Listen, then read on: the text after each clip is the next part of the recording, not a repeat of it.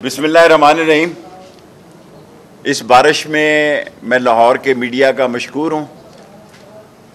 मसला ये है कि हुकूमत जो है उसका दिमाग काम नहीं कर रहा और परेशानियों के आलम में परसों उन्होंने मेरी सिक्योरिटी वापस ली। हालांकि मेरी सिक्योरिटी जो है, मुझ पे 4 खुदकुश हमले हुए, अच्छा किया वापस ले लिया आपने राना सनाउल्लाह साहब। और ये सिक्योरिटी उस वक्त मिलती है जब सारी एजेंसियां और 5 सेक्रेटरी बैठ के फैसला करते हैं कि इस आदमी को एक आदमी सिक्योरिटी का यानी 8-8 घंटे का एक आदमी दिया जाए। उन्होंने वापस ले ली। अब कल सारे टीवीज़ को नोटिस दिया, खबर दी गई है कि मेरे ख़िलाफ़ एंटी करप्शन में मुझे बुलाया गया। मुझे नहीं दिया। उस ज़मीन मेरी है, तुम मामे लगते हो मैं बेचूं ना बेचूं, और अभी तक वो मायदा ही मुकम्मल नहीं कर रहा। और तमाम जगह ऐसे लोगों को तैनात किया जा रहा है जो करप्ट हैं, डिसऑनेस्ट हैं, स्लगिश हैं। ये मतलब क्या नाम है इसका, जो राणा जवाद, जो जब्बार, जो मॉडल टाउन का डीजी ऑपरेशन था, भागा हुआ था यहाँ से। इसी तरह FIA में कर रहे हैं, इसी तरह नैब में कर रहे हैं। बावजूद सुप्रीम कोर्ट ने इन्हें एडवाइस की है कि आपने कोई तब्दीलियां नहीं करनी, लेकिन इन्होंने कसम खाई हुई है। और असल दर्द क्या है इस उजरती कातल और मंशियात फरोश को? मेरी कैबिनेट में मौजूदगी में कभी ANF का केस डिस्कस नहीं हुआ जी। मैं ऑन ओथ कहता हूं, कभी ANF का केस जो इस पर है डिस्कस नहीं हुआ। और तमाम मंशियात के जितने फरोशों के खिलाफ केस हैं उनके प्रोसिक्यूटरों पर ये प्रेशराइज कर रहे हैं। जनाब मुझे नोटिस दे, मैं हाजिर हूँ। और मैं तो बल्कि उसका जिसे ज़मीन बेची है उसका चेक डिफ़ॉल्ट हुआ है, लेकिन वो शरीफ आदमी है, मैंने उसे 25 तारीख तक मोहलत दी है, वरना मेरी ज़मीन आगे से महंगी बिक सकती है। मेरी ज़मीन है और 50-60 साल से मेरे पास है। और रिंग रोड में अगर कोई इसका वास्ता हो तो ये सारी ले ले आप, आपकी हुई। सबके सामने, कौम के सामने वादा करता हूँ कि मेरा तो कोई तल्लक नहीं है इससे। और ये राना सनाउल्लाह का कहना कि ये जिहादी कैंप था, फलां था, उससे पूछ लो पहले जिसको बड़ी दर्द है। असल तकलीफ़ क्या है? असल तकलीफ़ ये है कि इसने बयान दिया कि ये जो उजरती कातल है और मंशियात फरोश वज़ीर दाखिला है, इसने बयान दिया कि 2-2.5 महीने पहले आर्मी चीफ की अपॉइंटमेंट का ऐलान कर देंगे। ये किसी के, ये लंदन की आवाज़ थी और उनको समझ नहीं है कि शहबाज शरीफ और मौलाना फजलुर रहमान और आसिफ जरदारी की कोई और, ये ट्रैका कुछ और सोचे बैठा है। और उसने जब ये बयान दिया और मैंने पब्लिकली कहा कि ये इसका काम नहीं है, ये जिनका काम है उनको करने दो। आपने मुझसे भी पूछा पिछली दफ़ा प्रेस कॉन्फ्रेंस में, मैंने कहा जी मेरे से बड़ा सवाल है ये। 17 जुलाई को पाकिस्तान की तारीख का अहम इलेक्शन होने जा रहा है। ये पाकिस्तान के सियासी मुस्तकबिल का फैसला करेगा। और मैं, ये सारी कौम तवक्के रखती है कि इसमें मदाखलत नहीं होगी। और अगर इस 17 जुलाई में 20 सीटों पे मदाखलत हुई तो मैं वक्त से पहले कह रहा हूँ कि इमरान खान कौम को कॉल देगा। और इस कॉल का नतीजा क्या निकलेगा ये अल्लाह बेहतर जानता है। और मैं अपने तमाम दोस्तों से, हल्का अहबाब से ये कह चुका हूँ कि पाकिस्तान में इन सारे मसाइल का हल एक अर्ली इलेक्शन है। और उसका नतीजा इस 20 तारीख को, इस 17 जुलाई को 20 नशिस्तों को आप पे पता लग जाएगा। मेरे लॉयर्स ने आज लाहौर हाई कोर्ट में रिट किया कि भाई एंटी करप्शन मामा लगती है, इसमें हुकूमत का क्या मसला है? मैं रुपए में बेचूँ, 100 रुपये में बेचूँ, मैं टैक्स पेयर हूँ। 1977 से डिक्लेयर है। मैंने पहला इलेक्शन जो हल्के इलेक्शन पे था 86 के इलेक्शन में डिक्लेयर है। सो जिसको तकलीफ, ये खुद वज़ीर दाखिला है, मैं 16वीं वजारत छोड़ कर आया हूँ। पहले मेरी 16वीं वजारत ही देख लेना, वजारत दाखिला में देखे 1.5-2 साल में मैंने कुछ किया। 15 और वजारतों को छानबीन कर लें, 15 और 16वीं ये वजारत दाखिला की छानबीन कर लें कि इसमें किसी जगह कोई मैंने गैर आईनी, गैर कानूनी या कोई ऐसा गंदा काम किया हो या परागंदा काम किया हो तो मैं जवाब दूँ। जब मैं ये कहता था आज भी इसमें कायम हूँ, 17 के बाद आप देख लेना नून और शीन खुल कर आएंगी। क्यों नहीं आ रहा इसहाक डार जनाब? मैं माफ़ी चाहता हूँ, मेरी प्रेस कॉन्फ्रेंस बहुत छोटी होती है, बाद में सवाल होते हैं, क्योंकि मुफ्ता और ये तो कह रहे थे 17 से पहले इसहाक डार आ जाएगा। क्यों नहीं आ रहे नवाज शरीफ साहब? भाई उनका प्राइम मिनिस्टर है, चीफ मिनिस्टर उनका भतीजा है, अब उनको किसने रोका हुआ है? चलो मैंने तो पासपोर्ट रोका हुआ था जी, लेकिन अब तो उनके पासपोर्ट है, आप तशरीफ लाएं। असल मसला ये है कि इन सारे लोगों ने अपना सियासी फैसला ले दे के किया है और वो आहिस्ता आहिस्ता कौम को पता लगना शुरू हो जाएगा। 45 दिन मैंने कौम को दिए हैं 30 अगस्त तक। 15 अगस्त से लेके मैं बार बार कह रहा हूं 30 अगस्त तक अहम दिन है, इसमें अहम फैसले होने हैं और मेरी दुआ है और मेरी ख्वाहिश है कि ये जमहूरियत फले और फूले। जो जीते वो आगे आए, जो हारे वो अपोजिशन का रोल अदा करे, लेकिन इसका टेस्ट केस 17 जुलाई को हो जाना है और 17 जुलाई के केस में अगर किसी ने धांधली की, झुरलू फेरा, अवाम के फैसलों की तौहीन की तो ये लाहौर है और जब लाहौर जागता है तो फिर वो जागता है और कोई फौज अवाम पे गोली नहीं चला सकती। इसी लाहौर में ब्रिगेडियर नियाज ने गोली नहीं चलाई, दूसरे का नाम मैं भूल गया हूँ, कर्नल साहब थे या ब्रिगेडियर साहब थे। अवाम के जज्बात हैं और मैं तमाम अदारों को इंक्लूडिंग एस्टेब्लिशमेंट ये रिक्वेस्ट करना चाहता हूँ, ये मेरी रिक्वेस्ट है कि एक फेयर इलेक्शन होने दे, इसमें आपकी इज्जत में इजाफा होगा, कमी नहीं होगी।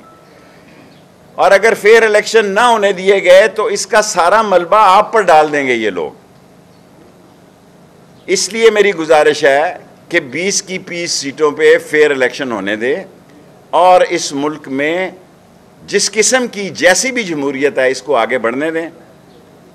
और अगर इस मुल्क में मईशत, हमने तो जनाबे वाला 2.50 बिजली बढ़ाने का IMF से फैसला किया था, आपने 7.90 किया है। हमें तो ये $1.9 मिलने थे, आपको 1.2 मिल रहे हैं। और सबसे अहम बात IMF ने कहा है कि नैब के केसेस को, नैब जो मनी लॉन्ड्रिंग और मनी कमीशन के केसेस हैं, वो नैब के कानून को बहाल किया जाए। मैं जा रहा हूं नैब में, नैब की तरमीम के खिलाफ, और अच्छा है कि ये केस वहाँ लेके, और मुझे पूरी उम्मीद है, मुझे अपनी सुप्रीम कोर्ट से पूरी उम्मीद है कि मैं ओवरसीज़ पाकिस्तानी का केस भी जीतूंगा और इंशाअल्लाह ताला नैब की तरमीम के ख़िलाफ़ भी ये केस जीतूंगा और दुनिया देखेगी, क्योंकि मेरा पूरा यकीन है। पहले भी जो पनामा केस था 62-63 उस पर मेरे हक में फ़ैसला आया था, अब भी मुझे पूरी उम्मीद है इंशाअल्लाह ओवरसीज़ पाकिस्तानी जो 31 बिलियन हमें रेमिटेंस भेजते हैं, जो पाकिस्तान से वफ़ादारी उनकी पाकिस्तानियों से ज़्यादा है, उनके वोट का हक नहीं छीना जा सकता। और नैब के कानून जो आपने ख़त्म किए हैं, दुनिया का कोई कानून इस बात की इजाज़त नहीं देता कि आप ख़ुद नैब में मुजरम हो और आप नैब के कानून में तरमीम करें। हमारे केसेस में आप जनाब जहाँ लेकर जाना, और जो आदमी आपसे ये कहता है कि आपने मुझे तो नोटिस नहीं भेजा, सारे मीडिया के क्या होते हैं डेस्क पर इंटीरियर मिनिस्ट्री से फैक्सें की गई हैं, पैगाम वो क्या होता है ग्रुपों में डाला गया है, नहीं व्हाट्सएप किए गए हैं। मलिक साहब थैंक यू वेरी मच। सारी मीडिया इंडस्ट्री के डेस्कों पे व्हाट्सएप किए गए हैं। बहुत बड़ी क़यामत आने लगी है बाबा, मैं उसके सौदा ही कैंसिल कर दूंगा अगर वो 25 तारीख तक मेरे पैसे नहीं देता। मेरे पास उससे अच्छे गाहक हैं और उसको भी तंग कर रहे हो। मुझे तो तंग करना आपका हक है, लेकिन आप मुझे ये बताएं कि मैं आज मेरे लायर्स के साथ मिलकर मैं प्रेस कॉन्फ्रेंस कर रहा हूँ, इंतज़ार साहब हैं और नईम साहब हैं और भुट्टर साहब हैं, ये तीनों सुबह पेश हो रहे हैं। मुझे जब मेरे लायर्स कहेंगे मैं जनाब पेश होने के लिए तैयार हूँ, मुझे अभी तक नोटिस नहीं मिला। अगर किसी ने भेजा है तो मुझे व्हाट्सएप पे भेज दें, मैं फिर भी चला जाऊँगा, क्योंकि मैं ना काना हूँ, ना मैं अंदर से काला हूँ, ना मेरा चेहरा मनहूस और शिकस्त खुर्दा राना सनाउल्ला जैसा है। Any question? शेख साहब ये फरमाइएगा कि आपके हवाले से हमेशा कहा गया कि आपकी सबके साथ बहुत अच्छी दोस्तियां हैं, से समझ लें कि आपके हवाले से कुछ चीज़ें या तनकीदी बात सामने नहीं आए, जिस तरह आप कह रहे हैं आपके केसेस भी सामने लाए जाने की कोशिश की जा रही है, ये आपके ऊपर भी है। एक तो इसका जवाब दें और दूसरा ये बताएं कि क्या मरियम नवाज का आइंदा आने वाली सियासत में कोई आईनी सियासी किरदार है? देखिए, नंबर वन, जिनसे आप मेरे तल्लकात कहते हैं, मैं उनसे ना तल्लकात, मैं पाकिस्तान की फ़ौज को अजीम समझता हूँ। मैं ना तल्लकात बुरे थे ना ख़राब थे। मैंने बहुत पहले उनसे कह दिया था कि मैं इमरान खान के साथ खड़ा हूँगा, नंबर वन। नंबर टू, कि किसी ने मुझे फ़ोन नहीं किया कि आप इमरान खान, मुझे कोई, वो कहते हैं जो प्राइवेट कॉल, कोई कॉल नहीं आई, क्योंकि वक्त से बहुत पहले मैंने उनको कह दिया था कि अगर इख्तलाफ राय पैदा हो गया तो मैं इमरान खान के साथ खड़ा हूँगा। जिस मरियम बीबी का आपने सवाल किया है, एक कोर्ट में एक दिन में 4 मरतबा कोर्ट टूटा है उसके पासपोर्ट के लिए। ये गवर्नमेंट जो बनाई गई है, इसमें सर्टन गिव एंड टेक्स हुए हैं। इसमें जो गिव एंड टेक्स हुए हैं वो मैं बताने की पोजीशन में नहीं हूँ, लेकिन 45 दिन के अंदर अंदर सारी कौम को पता लग जाएगा। शेख साहब, वजह क्या है कि आपको एंटी करप्शन ने बुलाया है, वो उस केस में हुकूमत को आपसे को खास मोहब्बत लगती है? एक ही बंदा है, वही मनूसा, और सारी कौम को मैं कहता हूँ ये जिस वक्त उजरती कातल, क्योंकि उसकी मैंने जो शेर अली ने वीडियो भेजी थी वो मैंने आर्मी चीफ को भी भेजी, उसने प्रेस कॉन्फ्रेंस की जो लैलपुर में, DGMI को भी भेजी, DGISI को भी भेजी, उसको बड़ी तकलीफ है। मैंने नहीं की है प्रेस कॉन्फ्रेंस, ना मुझे ये पता है। जो शेर अली ने की वो मैंने सबको भेजी, और इन्होंने मुझे गिरफ्तार करना है। 3-3 4-4 गाड़ियाँ मेरे इस्लामाबाद घर के बाहर खड़ी होती हैं फजूल। भाई मुझे बताओ, मेरे गार्ड ले लिए, 20 से 25 हज़ार का गार्ड मिल जाता है, मैंने प्राइवेट रख लिए हैं, इससे क्या होता है?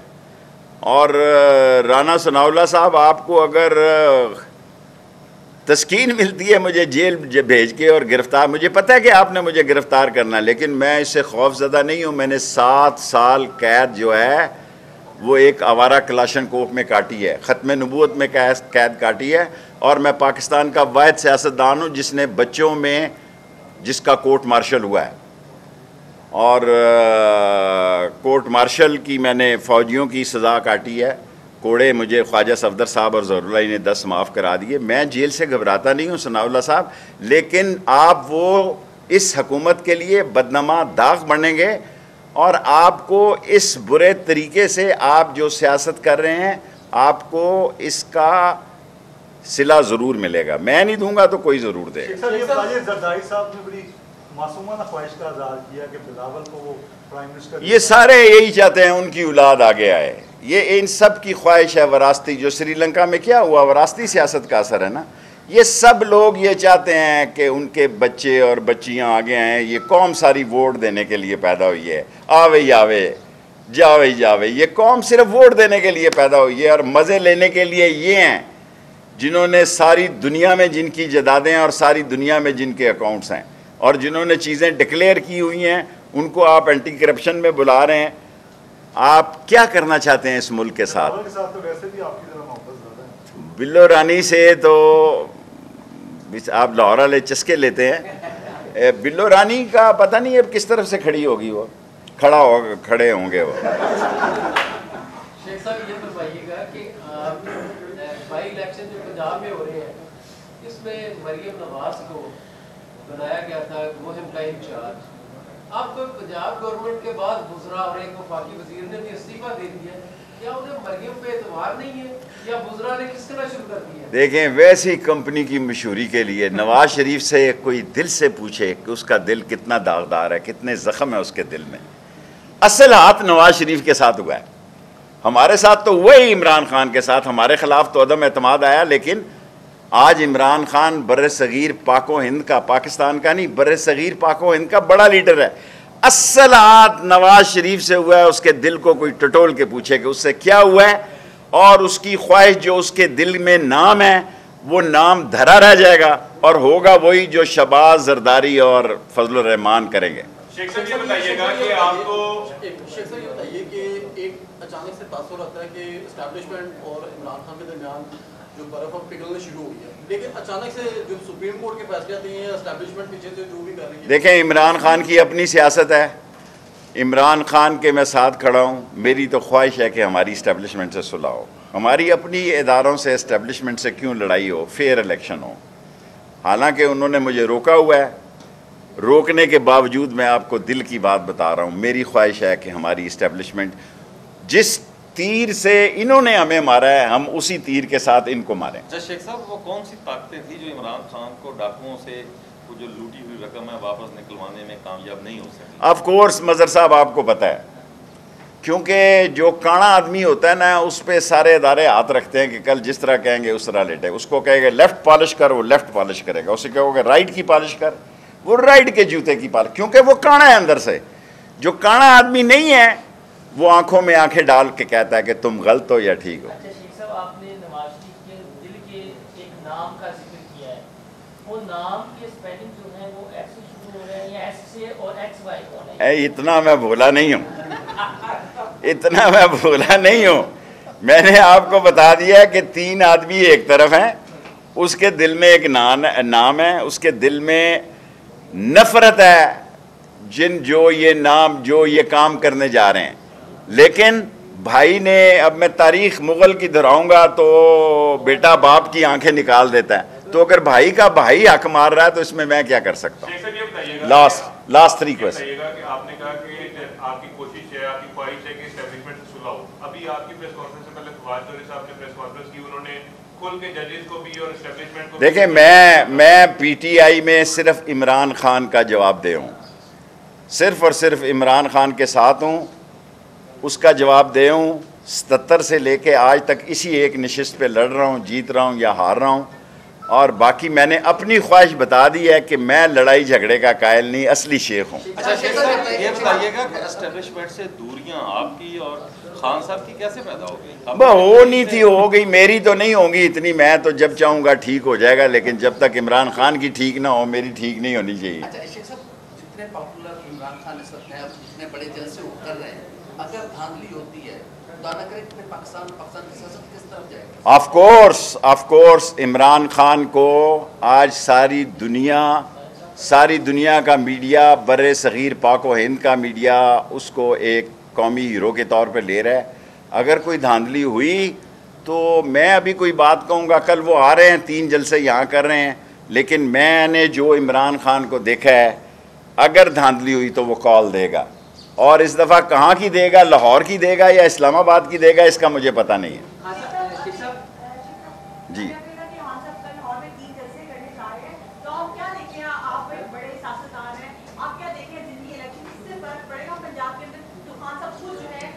देखें, खान ने बेइंतहा मेहनत की है, मुझे भी बुलाते रहे हैं वो लोधरा वाले और दूसरे लोग। मैं गया यार मुझे शहरी हल्कों तक ही रहने दो।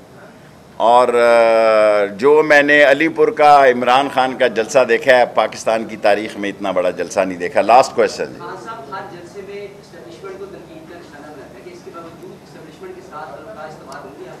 हमारे तल्लुकात इस्तेमाल होने चाहिए। खान साहब हैं, वो खान साहब जो कहते हैं ठीक कहते हैं। मैं यहाँ प्रेस कॉन्फ्रेंस अपनी कर रहा हूँ। मैं ये समझता हूँ कि हमें इस्टेब्लिशमेंट से नहीं लड़ना चाहिए। जो होना था वो हो गया, जो उन्होंने करना था कर लिया, जो हमसे होना था हो गया। अब आगे चले। मैंने पढ़ा नहीं। अच्छा शेख साहब, लास्ट में आपने चौधरी ज़फरुल्लाह का जिक्र किया। चौधरी ज़फरुल्लाह का ख्वाजा सकता था। चौधरी शुजात हुसैन हर किसी को मशवरा देते हैं, आप चौधरी के अपने बेटे को निकालने का हाथ से या इनके साथ? देखिए, मैं तो यही चाहता हूँ कि चौधरियों का ख़ानदान इकट्ठा रहे। ख़ानदान तकसीम हो रहे हैं, मैं तो नवाज़ शरीफ के ख़ानदान को तकसीम होता देख रहा हूँ। और अगर ख़ानदान तकसीम होते हैं, चौधरी शुजात की 3 वोटें उस तरफ हैं, 2 वोटें इस तरफ हैं, मेरी दिली ख्वाहिश होगी कि ये ख़ानदान इकट्ठा रहे। सियासत बड़ी बेरहम चीज़ है और इस मुल्क में मैं हर प्रेस कॉन्फ्रेंस में कह रहा हूँ कि 45 दिन अहम है। मैं चाहता हूँ चौधरियों का ख़ानदान इकट्ठा हो और इमरान खान के साथ हो। पेट्रोल जितना महंगा कर दिया है आदमी, अब तो वहाँ सस्ता हो गया, पेट्रोल सस्ता करे ना। वो तो आ नहीं रहा जिसने ऐलान करना था यहाँ आके, उसने तकरीर भी लिखी हुई थी। अगर आप कहें तो जाती दफ़ा मैं सागडार की तकरीर भी आपको बता सकता हूँ, क्योंकि नवाज़ शरीफ के इर्द गिर्द लोग जो हैं वो पिंडी के ही हैं। पिंडी से मुराद मेरे हल्के के, वो वाला हल्का नहीं, कहीं आप दूसरा समझ लें। सो ये नाकाम हो गए हैं, ये ख़ानदान बट गया है। मैं क्यों नहीं आ रहे? इसहाक डार साहब इसलिए नहीं आ रहे कि शहबाज शरीफ भी मुफ्ता को नहीं हटाना चाहते और शायद खाकान भी नहीं हटाना चाहता और मुफ्ता खुद भी नहीं हटना चाहता, तो वो यहाँ आके क्या करेगा? राना सनाउल्लाह के साथ रहेगा, क्या करेगा? Thank you very much.